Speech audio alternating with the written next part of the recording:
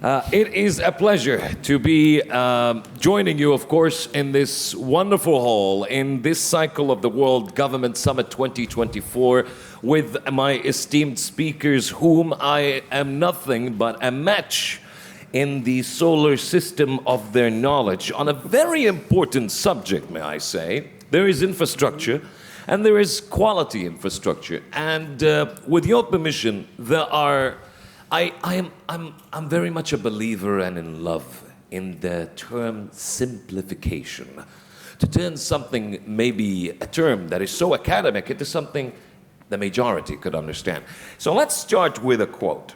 And this quote says, alone we can do so little. Together we can do so much.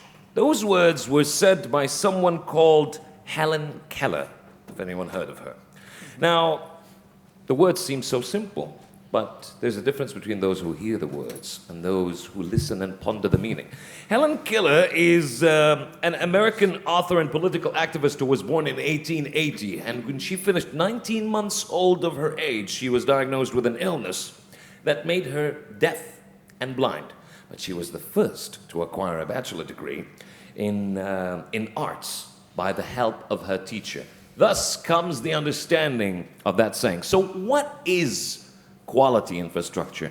If there is an analogy that can be put here, think of the roots of a tree. While the roots provide nourishment and sustainability to a tree, it also allows it to grow and thus, at the same time, withstand the elements outside of the surface. In addition to that, quality of infrastructure, those roots are the underlying system that supports and ensures the quality of products and services that, of course, are the needs of our daily lives. With that said, distinguished guests, truth be told, establishing a robust quality infrastructure system is one of the most important steps a country can take.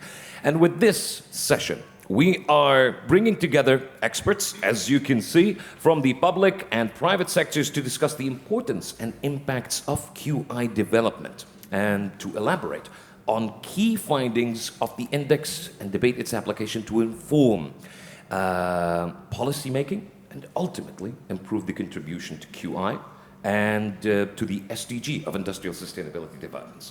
With this introduction, I would like to commence and direct our first question to Dr. Seong Zo. A very good day to you, sir. I'm so glad you could join us. Of course, the UNIDO, ladies and gentlemen, is a multilateral player in QI development and also a well-recognized partner for developing countries and development partners. But that's the key player here, partners. Trust begets those partners. How do you get partners to believe in the quality infrastructure that you're building? So, Doctor, I think the question we'd like to dedicate is, how does the UNIDO leverage these partnerships with international, public, and private sector stakeholders at the national, regional, and perhaps global levels to advance QI's robust systems that contribute to sustainable development? Thank you very much. Very welcome. Mr. Moderator. You're very right. Partnership is so important for development business. In the quality infrastructure field, in particular, for UNIDO, we engage extensively with partners at international, regional, and national level. Say at the international level, actually UNIDO is an active member and non-standing this there's partnership with lots of international, global quality infrastructure institutions under the framework of international network on quality infrastructure. Actually, this network is basically an important platform for us to convene and exchange on issues related to quality infrastructure, in particular in the field of development of global public goods.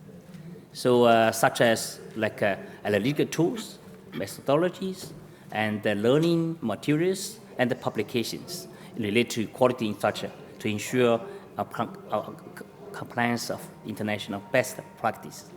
I think one example on this is that you need to work on development of this quality infrastructure for sustainable development index. Now, actually, which was launched in June 2022. During the development of this index, actually, you need to actually work closely with partner organizations under this international network on quality infrastructure. Then now this index basically has data available for 137 countries. During the process of development, we got support from the partner organization on this framework network. They provide us with this like feedback on the methodologies and individual indicators on what is dimension of AI. Also, this like data they collect from their membership. They also support us in the further improvement of this index. This is one at the international level. At the regional level, you need to partner closely with a few regional standardization organizations. For example, that we work closely with Africa Organization for Standardization. Also, we had very good also cooperation with European Committee on Standardization and the European Committee on electrotechnical kind of like standardization, and to promote the use of international, I think, best standards.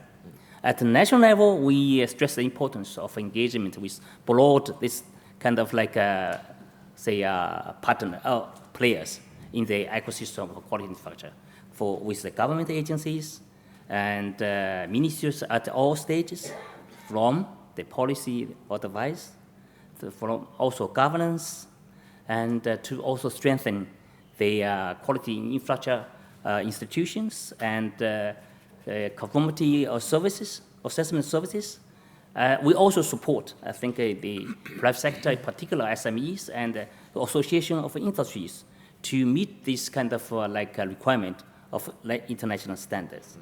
So this is more or less the UNIDO's practice, that in terms of how we approach partnership at the international level, regional level, and the national level.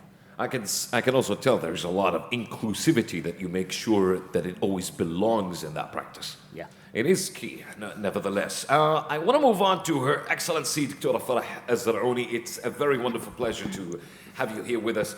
To be very honest, when we talk about the Ministry of Industry and Advanced Technology, we will shave the entire time of this panel discussion, but they actually spearhead the development of the UAE's industrial sector with the aim to increase its contribution to the GDP. With that said, I'm not going to shave a lot of time.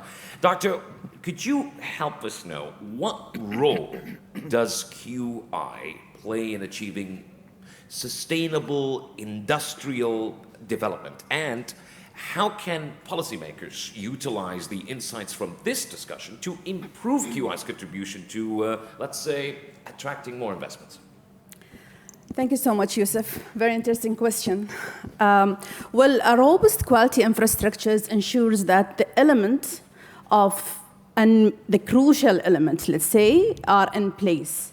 Those crucial elements are very solid standard, harmonized standard, very robust testing, verification schemes, very recognized and well-known accreditation multilateral agreements, very robust market surveillance programs, metrology in place. So these are the most important elements for quality infrastructures.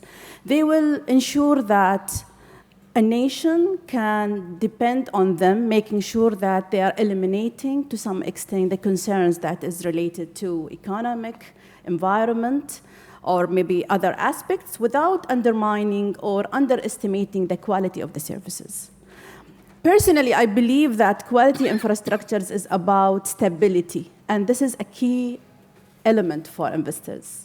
Now, how to make sure that we are embedding those elements through our plans, there is definitely a strategy for that.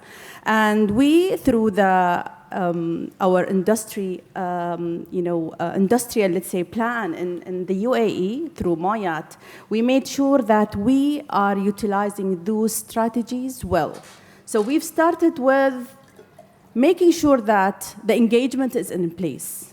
active engagement of our stakeholders. So we've engaged those stakeholders, the end users of the services, making sure that their needs are already well addressed within our strategies.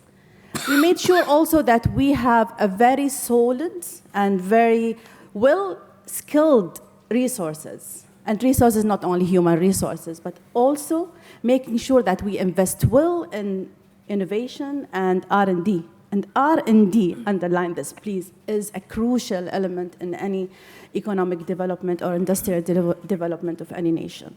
So these are few examples. That definitely, I can give you many examples through the last 3.5 years in the UAE. We've started with ICV, looking at those SMEs, how to build the SMEs sector within the UAE, making sure they are well prepared for the next, let's say, scale, or for the future. So this was an important element we looked at. And then again, if you talk about industrial development, definitely you're talking about trade and trade facility. And we made sure that we are not bringing any burden to trade, unnecessary burden to trade. So we made the standard development process to rely on international standards. So I have today my colleague, the president of IEC standards, ISO standards, and other, let's say regional standards, if these are not, enough. And we looked at the standards as a main component in our development of our industrial development and economic growth as well. So we looked at the UAE not as a nation, but as a hub for re-export as well. So you have an access to the UAE market. You have a robust quality infrastructure, which build the trust within the industry players, especially investors. And then we looked at the different targets and maybe different destinations and opening new market access through many initiatives, such as the Comprehensive Economic Partnership Agreement. We've signed a few of them, and we are in process of signing many. So we are opening the market. The standards are very harmonized. The percentage of harmonization is almost 93% in the UAE, which makes the things easy to trade, easy to export and import as well. So these are few elements. I believe those strategies, what I mentioned just now, the strategies we've adopted was a very good component to foster our economic growth and to foster a conducive, input for our industry growth and industrial development as well. Thank you very much, Your Excellency. The end result we want to reach is so collective that the effort that comes from every entity is more or like a jigsaw puzzle, and it is only through inclusivity, through stability, as you said, through inclusiveness, and through reaching international standards can we draw a complete picture aspiring to those international standards. Which brings me now to Mr. Joe Cups, the president of the IAC. It's a wonderful opportunity to have you with us, Mr. Joe. Thank you so much. And for those of you who would like to know more and put more letters to the acronyms, the IAC, which is the International Electrotechnical Commission, is, ladies and gentlemen, a global not-for-profit membership organization whose work underpins quality infrastructure and international trade in electrical and electronic goods. Now, there is more to that on the table, but let's go ahead with the question. Now, Mr. Joe, in what ways does let's say, the development of QI serve as a key enabler for innovation, and how can it be leveraged to foster a more, let's say, innovative ecosystem within a country? Thank you very much, first of all, for having me, also for the question, of course. Pleasure is mine. What I heard so far was really music to my ears. I mean, it's a great panel, and I'm very pleased to be a member of this panel. Excellent question also. You know that we work as a global organization, and the global collaboration for us is in that sense essential. We are an active member also of an organization that we created together with 14 other organizations, which is the International Network on Quality Infrastructure. It's a new initiative, INETQ is it called. You can check it on the internet, of course, where you find more information. But actually, it's about organizations that feel that international standardization, certification, metrology, accreditation as well, are key elements to drive sustainable economic development. And of course, we are very proud that we have the chair, that's a colleague of mine, Mr. Sean Paulson. He's the chair for 2024 because it's a rotating chair. And we also have the secretariat of that organization. So we believe there are, again, several levels. There is the international level, the regional level, and the local level. For us, it all starts at the international level, taking into account, of course, that we translate all the activities we do later to another level. Now, that said, you were asking about an enabler for innovation. How does that work? Well, one thing I would like to stress is that standards, international standards, and conformity assessment are really a sort of a language. It's an infrastructure that we offer to the companies, but also to the governments and to the customers. I mean, these are all important stakeholders, and you were talking about trust. Yes. Which is a key element in everything that we do and that we really would like to move forward. But we think that with international standards and certification, we can create that and bring that trust.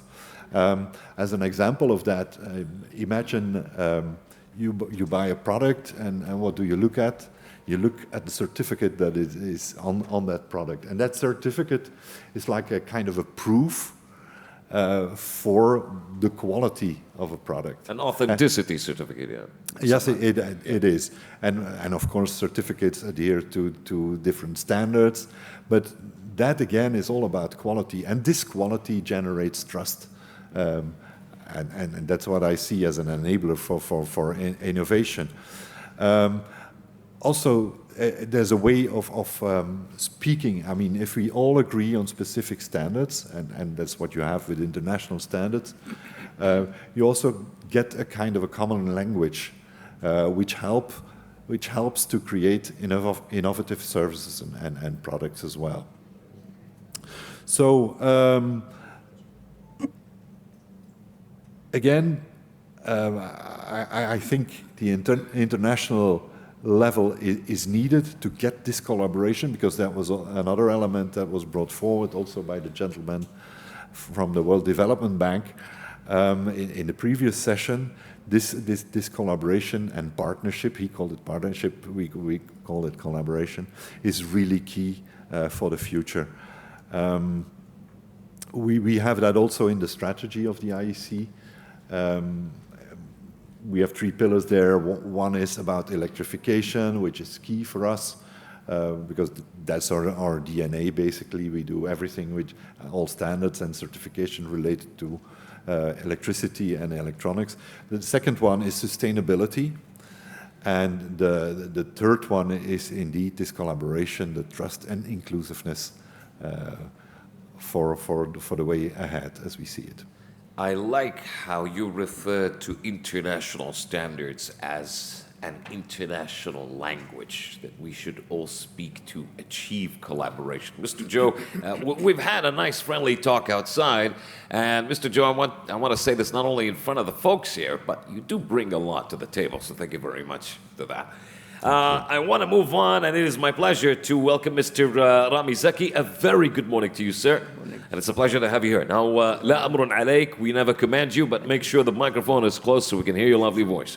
Now, of course, ladies and gentlemen, Mr. Rami Zaki is the executive director of MCBG Group. And if you want to have more info on that, it is a non-profit industry working group registered in Dubai in 2016 now, and it consists of several regional and international companies, which is operating, of course, in the region and represents a vast range of sectors. But moving along, let's fire away with a question. Mr. Rami, how can public and private sectors collaborate to strengthen and advance quality infrastructure? And what are some successful examples, if you could share with us, of such collaborations? Thank you very much, Yusuf, and good morning, everyone.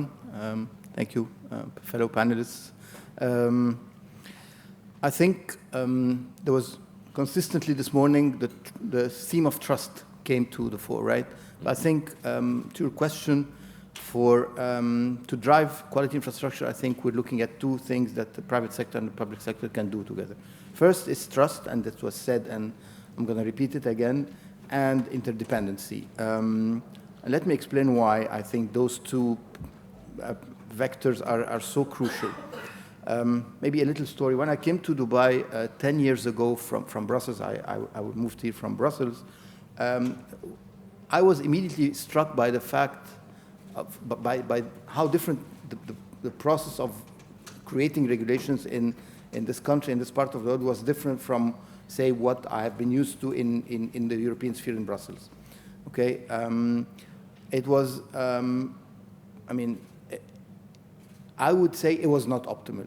Okay, it was not done in an orderly fashion. It was not inclusive, in the sense that regulators were very well intentioned, but oftentimes, because of lack of communication, of dialogue with the brand owners or the creators of those services and products that were being regulated, this, I'd say, breakdown in the communication lines led to, I'd say, a suboptimal and very iterative process, in the sense that the regulation would be issued, would be suboptimal. Everybody scrambles to kind of catch up and try to fix it, but it takes time and it gets embarrassing. And so that was not a good way to push this region to its full potential. And this region has immense potential. So, and that situation was also probably it was the genesis of the idea of the creation of our group, which basically is intended to address this gap, to create a forum, at least when the government wants to address a forum of producers, of brands and of products, they have someone to go to. So we like to think of ourselves as one such forum, one such gate, and there are now many, many of those forums and gates in the UAE and in the broader region. So, so back to the point of why trust. I think there should be by default trust, because we are in this together. There is no interest today on the part of industry to fool anyone, right? Industry, the world is an open book. Everybody has access to information. So there's no, I'd say, producer of product or service that will go to a government with a story that doesn't make sense or that is not grounded in some logic, science, economic reason, etc. So there should be by default trust, and the trust should be mutual, because we are, as I said, we are in this together. And then interdependency, because we know that the government wants to do the right thing, and the government has exclusive powers. The government regulates and the government enforces, right? But at the same time, it is the owners of the brands, the producers, the providers of the services that know best their products, they know best their services, and they're able to tell the regulator how to get to the quality infrastructure that they both need and deserve, right? So this dialogue, through transparency, trust, interdependence, we can connect all the dots, especially that when we look at today's challenges that we're all trying to resolve, whether government or private sector, no one has the answer. You look at cybersecurity, you look at AI, you look at sustainability, decarbonization, climate change, all those big food safety, product safety. None of us has the full answer, but by working together, we can get to that. And I have to say that, fast forward, maybe 5 or 6 years ago, we are seeing a sea of change in the region here. You asked me to give some examples of change, positive change and collaboration that's happening. I would cite, first and foremost, we're here, so I would cite Moyat, the Ministry of Industry and Advanced Technology, and Dr. Farah in person and her team, that we are seeing a transformation. There is dialogue, there is ambition in the country to go to the best international standards, and they go this in collaboration with industry, with interlocutors like ourselves, and we're very happy to see that. Is it perfect? No, but we're learning as we go. We've come a very, very long way over the past 5 or 6 years. Look at Saudi. Again, Saudi was also very difficult in the sense that this dialogue was not happening between private and public sector in a smooth way or at all.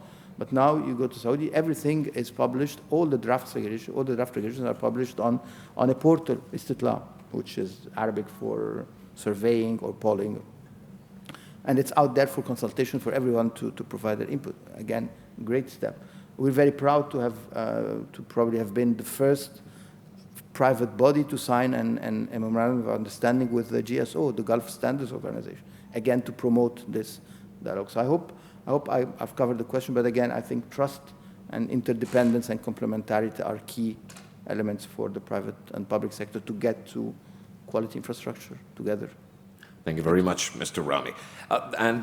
Nice thing is, this reminds me of an actual encounter in a story. I've met a certain individual.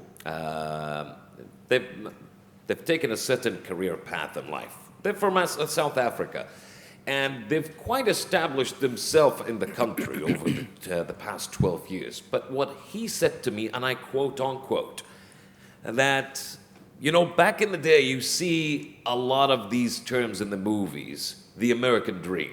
The American dream is go, grab yourself a green card, go to the US, start and found yourself a legacy in the form of a company, and make a name for yourself. But a lot of people are not only knowing this by marketing, but by evidence that there is a UAE dream. In a matter of a year, you can actually make a legacy. You can make a name for yourself. Now, this would not be achieved, whether it's the UAE, whether it was the United States, whether it was another country, this would not be possible if, quote unquote, for Mr. Joe right here, if there wasn't an actual international standard, a language that was adapted into that nation, to that country, to make such things possible. Now I want to go back to the very good Dr. Seongso.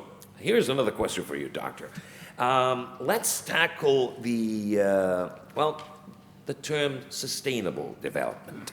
How does QI contribute to it? And how is UNIDO supporting its member states to advancing QI for the attainment of a better future that ensures inclusive and sustainable industrial development?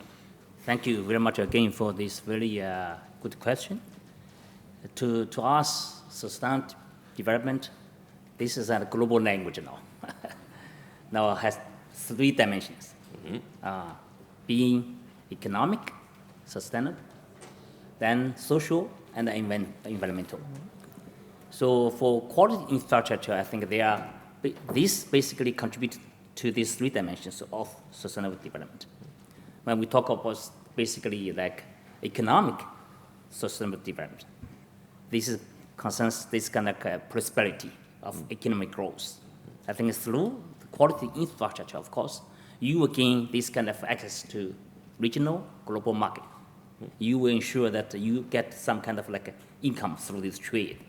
So also this competitiveness, this is, I think, the prosperity dimension of sustainable development, economic one. Then in terms of this social dimension of this sustainability, is like the well-being of the people. Obviously, quality infrastructures contribute to this dimension also through that ensure the quality of food, that meeting the daily needs of people. This is basically the social dimension of sustainability. The last one is sustainable environmental. Of course, through quality infrastructure, we make sure that these natural resources are managed properly in a sustainable manner. Also, action taken to address climate change are also considered. So this is basically now, I think, 3 dimensions of sustainable development through quality infrastructure development. Then you need to work in the field of quality infrastructure that we have basically now, I think when we talk about industrial development, inclusive and sustainable industrial development, definitely quality infrastructure, robust quality infrastructure is one important element. Yeah. And this is part of UNIDO's mandate. So that's why I think through four key functions, we basically support member states, that's industry development, that's through the technical cooperation, then policy advisory service, research, then also standard-related activities. Then lastly, then this global partnership for knowledge and technology transfer. So these are four key functions of UNIDO's operations. Then out of technical cooperation, we basically aim at creating an conducive environment for industrial development in a sustainable manner. So in UNIDO's technical cooperation portfolio, quality infrastructure constitutes a big part of this. I think we support member states to build their capacity, really to meet these international standards, that to enable to get the access to international market, then also to integrate with global value chains. So this is basically UNIDO's work in the field of quality infrastructure. In addition to the fact that inclusiveness is a very big factor, one cannot deny that the aspect of a race is still there. You have the futuristic approach and vision. You have to keep up with that so that the international standard remains acknowledged. With that said, I want to move on to Her Excellency Dr. Farah Az-Zar'ouni, and I hope you're ready for this one, Doctor. How can nations ensure that their quality infrastructure would align with global standards, therefore fostering a conducive environment, let's say, for international trade and cooperation? Well, I think we've repeated the term of harmonization and acceptance of the standards worldwide. So I believe that international standards is the passport to any, let's say, initiatives that you're putting in place, either for your own industrial development or even for new market access of your own players. Now, I think Rami said today, like 10 years ago, he had a bit of nightmare of, dealing with regulators. Yes, we were a little bit, let's say, we've adopted the traditional way of standard development process, and that was okay to some extent, but we had a wake-up call. It was the challenges by, the industrial development, innovation, and technology that is much faster than the process of standard development itself. You spend time by, just engaging with your stakeholders, making sure that their needs is reflected, going through the process of, approving and adopting the standard. It would take time. And it's a time-consuming process. While industry won't be able to wait, they have products to be placed in the market. They have new technologies to be adopted. Deadlines. They have deadlines, and we are not ready. Your regulators, thank you so much. We don't need the standards. By the time we issue the standard, it's unfortunate, it's outdated. So I think we've changed our approach, and we've adopted, number one, an evidence-based approach, which was very much aligned with the R&D component and elements within our standardization process. So yes, we do have standards, but there's a new technology, and this is not working anyway. So we are ready, we are very flexible, we are very agile to open our standards, look at your technology, study everything, analyze everything based on a very robust safety assessment analysis that will take place, and we're ready to change. It will take time, yes, it will take time, but we'll be very much happy to support you and take you through the process and make it shorter. So this is what UAE did recently. Number two, we are very much open also to the international requirements. We love to have our own standard, yes, but in the end of the day, I'm not looking at UAE market, I'm looking at new market access for my products. So made in the UAE products will have an access to new markets. So we've adopted number one international standard. Not only looking at the standards and adopting them, but be part of the standard development. We want to make sure that our needs and our stakeholder needs are reflected. So we've also changed our approach to be an observer, to be a participant in the technical committees. So we are actively participating now and trying to increase our participation on those sectors that are really important and crucial for our economic growth, industrial development, and the UAE as a nation. So this is another approach we've adopted, and not alone. We are ready with, by engaging with our stakeholders. Today, MCBG is a main player.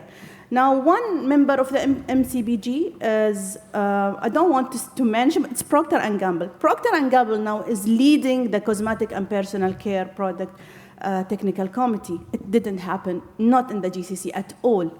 Always government are leading everything. Now we are ready, we are open to be led by the industry, because in the end of the day, they are the one affected and will be affected by our policies and regulations. So this is another approach. Again, institutional capacity, we're making sure that we invest, and we invest adequately in our process of development of the standards. So we've made sure that the right investment is being rightly implemented in adoption, innovation, technology, and our standards are very much horizontal standards, not vertical standards, because we don't want to be, let's say, solid, or let's say, or rigid with those foundation by having a very rigid regulations and standards. They are very flexible. Even we looked at the effectiveness of those regulations. And the most important part is the evaluation.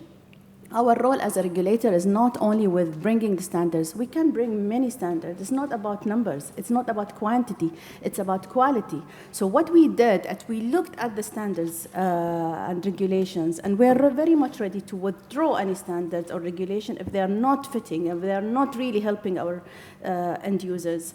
And we looked at the cost and efficiency of those standards in the implementation stage. It's not about bringing new standards. It's about implementing those effectively and trying to evaluate the implementation. So the evaluation process was not accurately implemented. So we looked at the evaluation by getting the feedback from our stakeholders, either private or government, market surveillance feedback. They are most important elements in bringing the right, let's say, picture, providing a very clear pictures on the effectiveness of those standards and regulations. Thank you. So literate, and you created so many questions, but it would be a crime to ask them now and take time from Mr. Joe Cobbs and Mr. Rami, but thank you very much, Your Excellency.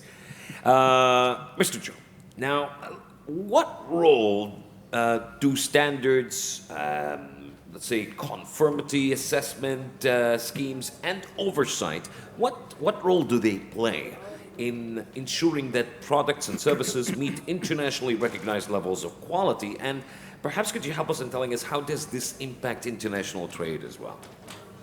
Sure, thank you for the question. You might know that the WTO, the World Trade Organization, is recognizing international standards and certification schemes as being critical and playing an important role against technical barriers. So if countries apply international standards, if they apply to certification schemes that are internationally established, well, then they adhere automatically also to the principles of the WTO. So that's a very important point. Now imagine again that you have created this wonderful product, which is a microphone, and I did that for this country, but of course I don't want to sell just in this country, I want to sell it all over the world. Internationally, absolutely, because that's where the market is. I mean, and that's how you can make profit, and how you can, that's why you create a company, basically. Well, you make money. Right? Yeah, absolutely. So in order to do that and to go beyond borders, you need to adhere to standards. You could have seen maybe when they were installing this, there was a specific plug. It is a plug that adheres to a standard, and that is making sure that you can connect this microphone that I developed here. Is it a European plug or? No, Yeah. it's a plug that is available all over the world. Yeah. It's an XLR plug, but it can be used everywhere. But again, to show you that that is facilitating the trade on an international level. It's not just about trade, this quality. I think it's also about safety. It's also about interoperability. And it's also about sustainability, which was mentioned before. I think it's good to note and to mention that we try to adhere with all our standards. We do a check against the 17 Sustainable Development Goals that were presented by the UN. That is very critical, and it's also part of our strategy, as I said. I mean, the second pillar is about sustainability, and of course we have to make sure that we adhere to those principles put forward by the UN. Once again, emphasizing on that international language. Thank you very much, Mr. Jacobs. I'd like to move on to Mr. Rami Zaki. Now, what other opportunities do you think, Mr. Rami, exist to improve the regulatory infrastructure in the United Arab Emirates and the broader MENA region, building on, let's say, global best practices in development economies? Thank you very much, Yusuf. And I think, as I said earlier, we are seeing a sea of change in the region here, positive change. It's still in transformation. We are going to get there, but we're not quite there yet. And I think maybe the three pillars that will anchor this progress to the target are, with regards to the creation of the quality infrastructure, is how we create regulations, so that the framework, and then how do we enforce them, and then basically how predictable and transparent the system is. These are the three, in my opinion, these are the three drivers to take us from here to there, to where we want to be in the future, in the UAE and the broader region here. So when I talked about the framework, for example, is it sufficiently participatory when we create regulations? Are we involving the right people at the right time? How are we collecting all the views? How are we mixing that together and creating maybe the lowest common denominator in a meaningful manner? How are we maintaining flexibility? Because, as Dr. Farah was mentioning, and my colleagues, regulations today are not static. They're ever evolving. So are we creating a future-proof regulation? And if not, are we able to quickly catch up and do the next version and the following one, etc.? Are we using an evidence-based approach? Are we using a risk-based approach as opposed to maybe a hazard-based approach, which has been, unfortunately, maybe dominating the mindset of regulators in most countries in the South? I'm not even singling out the region here, actually. The countries in the South have this, I would say, wrong perception that hazard is risk, but they're not able to make the differentiation. But hazard is not risk. So good regulation should be based on the risk. So basically adjusting the hazard to the probability. This gives you the risk, etc. And then when we move to frameworks, to the enforcement piece, if we look at most developed economies and how they enforce regulations, they enforce in market. Usually there is very little pre-market enforcement, meaning by selling goods, do you have pre-market is before you place the goods on the market, basically. What are the checks and balances? But most developed economies now rely more on in-market, because in-market is like day in, day out, putting an obligation on the producer and supplier of the service and product to be compliant every day, not to be compliant only on the day they submit a sample for registration, and then after that there is basically it's the Wild West. They can do whatever they like. So it's really, are we enforcing in market? Yeah. And then last but not least, how predictable and transparent the system is. Is the government open about saying, okay, we want to do this? Okay. And then whatever is being done, is it predictable? Can industry, say, okay, in 6 months or 12 months or 2 years, I'm going to have a piece of regulation, and I can be assured that the regulation is going to be in line with international standards. It's going to be future-proof. That's what I mean by predictability and transparency. So we're getting there, I believe. We've come a long way in the region. It's still a journey, but it's a fun journey, and I think it's refreshing to work in the UAE because this country is so forward-looking, and this vision is just, transpiring across the entire, say, structure of government, the population, and the residents. It's quite inspirational. So, well done. It's a long journey, so you gotta enjoy the trip. Let's wrap up with this final question for everyone. And the question is this.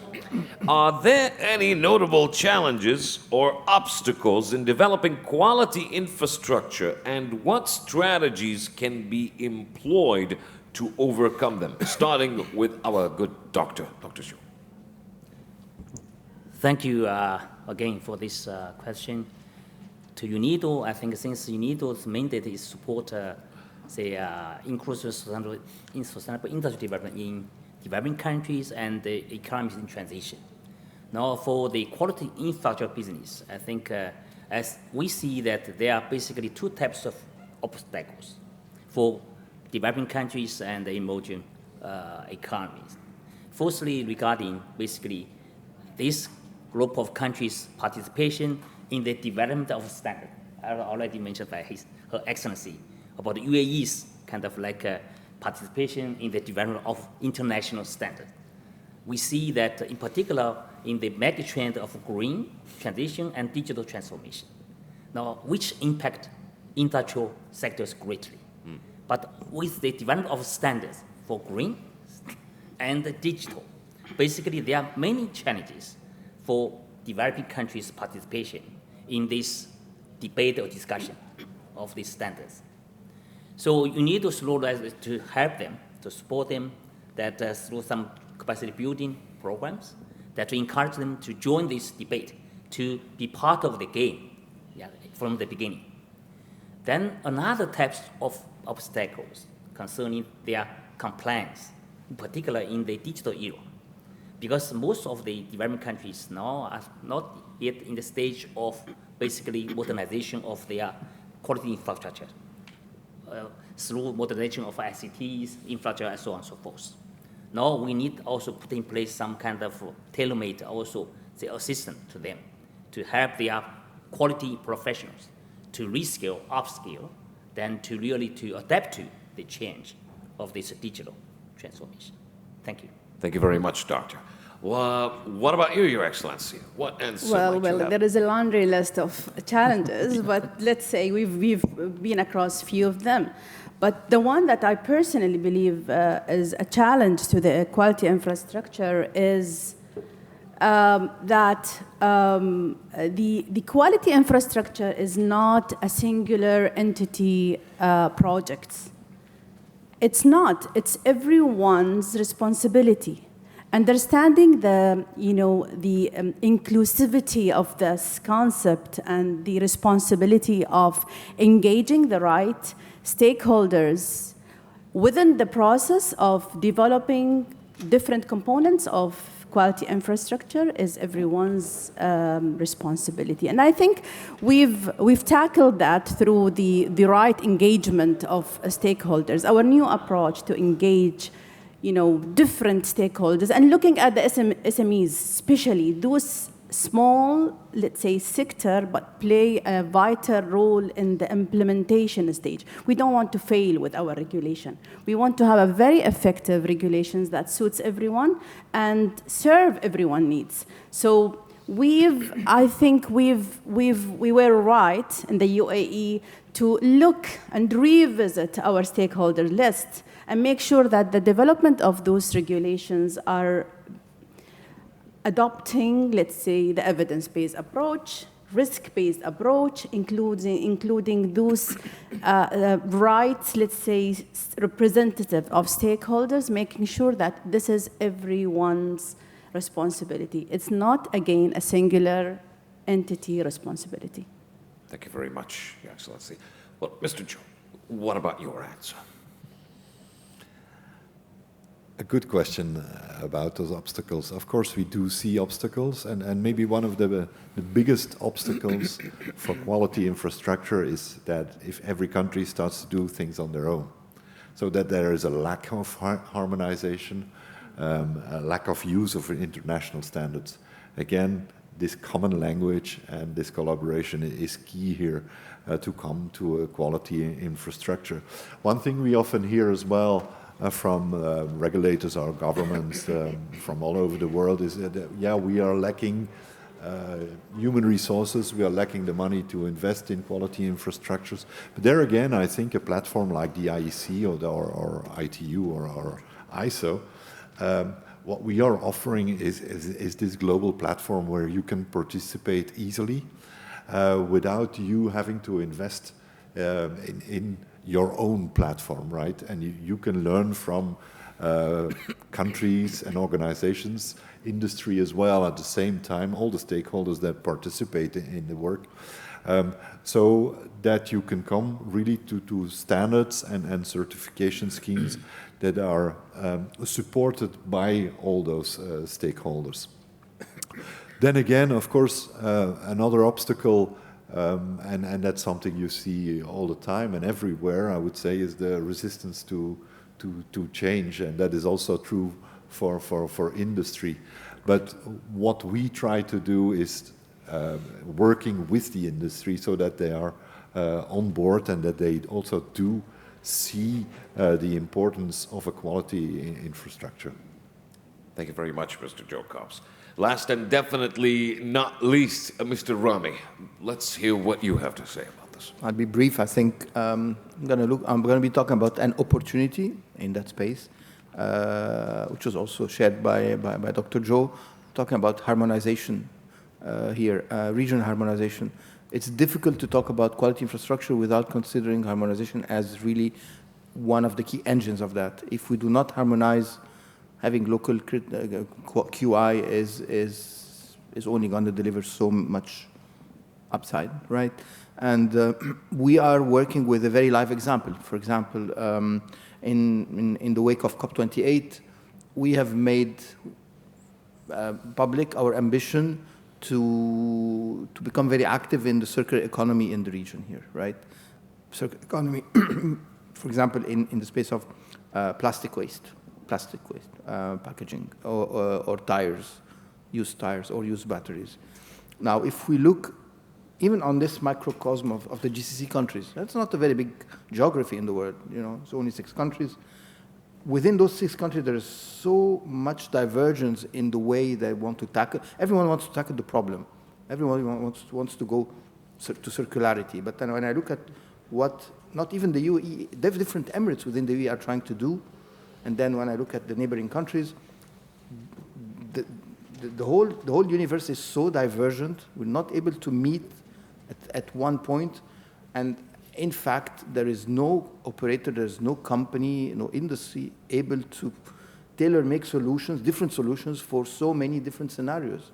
Hence, there is a crucial need for harmonization. If we harmonize the circularity regulations, at least in this part of the world, will create enough scale for companies to want to invest in one solution that will be fit for the GCC. Okay, fine. We start small, but then we can roll it up. We can go to other geographies with the same idea.